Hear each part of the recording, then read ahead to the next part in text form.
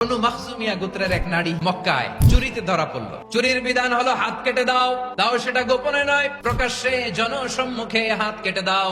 বনু মাখজুমিয়া গোত্রের নারী যখন চুরিতে ধরা পড়লো, সাহাবারা চিন্তায় পড়ে গেলেন। সবে মাত্র মক্কার লোকেরা কালিমা পড়ে মুসলমান হয়েছে, ইসলামের আইন কানুন তেমন জানে না। এখন যদি বিশ্বনবী চুরির যেই বিধান এটা যদি কায়েম করে হাত যদি কেটে দেয়, না জানি মক্কার লোকেরা আবার বিগড়ে যায়, না জানি মক্কার লোকেরা ইসলাম থেকে দূরে সরে যায়। সাহাবীরা মিলে পরামর্শ করলেন, চলো বিশ্বনবীর কাছে যে বলি, ও নবী, শুধু কেবলমাত্র একমাত্র এই নারীর জন্য চুরির হাত কাটার বিধানটা আপনি একটু থামিয়ে দেন। এই যে পরামর্শ, সাজেশন, এটা কে দিবে বিশ্বনবীর কাছে? সাহাবারা চিন্তায় পড়ে গেলেন।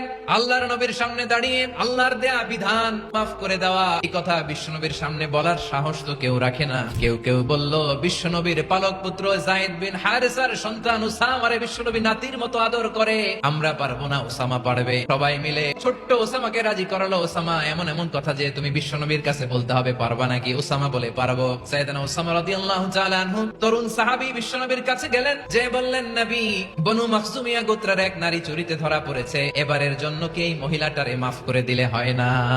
বিশ্বনবী বলেন, আতাশফাউ ফি হাদ্দিন মিন হুদুদিল্লাহ, তোমার এত বড় সাহস উসামা, তুমি আল্লাহর হাত, আল্লাহর দেয়া বিধান, এটার ব্যাপারে সুপারিশ করতে এসেছো? খবরদার! বিশ্বনবী বললেন, আরে উসামা, বনু মাখজুমিয়ার ওই প্রেস্টিজিয়াস এন্ড ডিগনিফাইড ফ্যামিলির মেয়ে তো দূর কি বাত, অনেক দূরের কথা। জেনে রেখো উসামা, আমার কলিজার টুকরা, নয়নের পুটুলি ফাতেমাও যদি মক্কার জমিনে আজকে এই চুরির দায়ে ধরা পড়তো, আমি বিশ্বনবী মুহাম্মদুর রাসূলুল্লাহ ধরে ফাতেমার ডান হাতটা কেটে দিতে এক বিলম্ব দেরি করতাম না।